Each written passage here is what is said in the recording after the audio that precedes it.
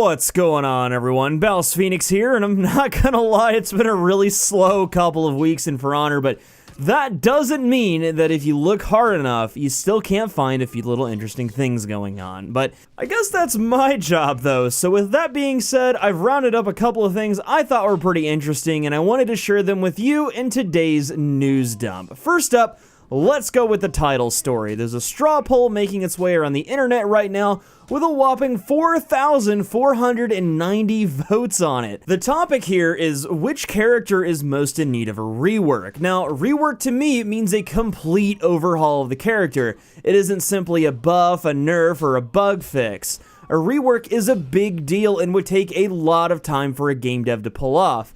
Animations would have to be changed, new movesets added, the character would have to be rebalanced completely.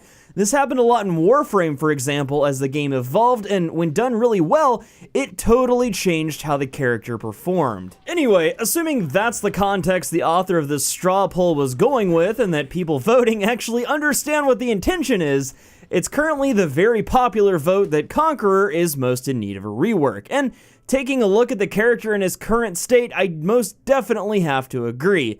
Here's why. A lot of the problems with this class, in my opinion at least, stem from the simple fact that he can't feint his attacks.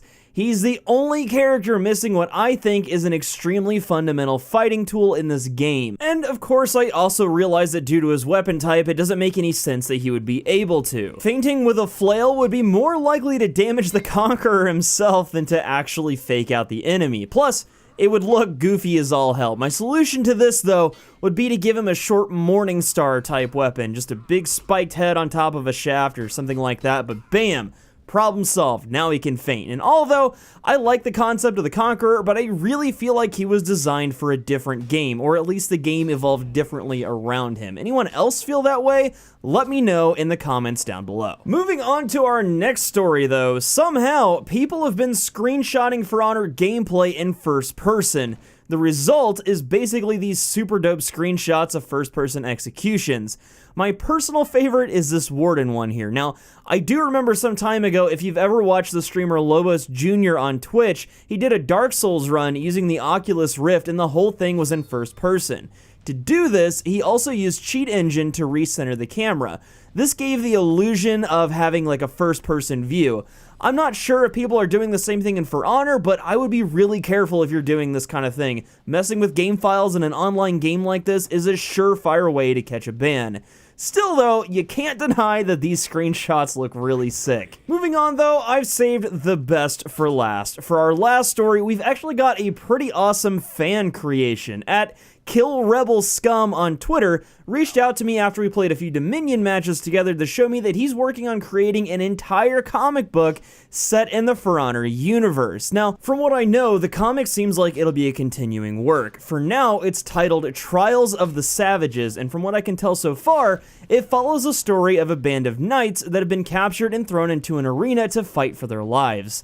So far, it's pretty good, and I know he's working on adding more to it. Now, if you're serious about this, Mr. Kill Rebel Scum, I'd highly suggest setting up a webcomic site or something so you can post regular updates in chunks and the content would be widely available to people. As it stands now, though, you can view the comic in progress on Imager with the links I've provided in the description below.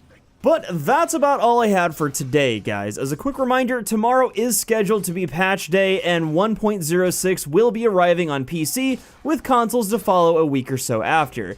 I'll be covering that as soon as it goes live, so make sure you don't miss it by subscribing to the channel and clicking the bell icon. Also, don't forget to like this video if you enjoyed it, or dislike it if you hated it. Until next time, though, I'm BouseFeenux. I'll see you at the next video, and as always, thank you so much for watching.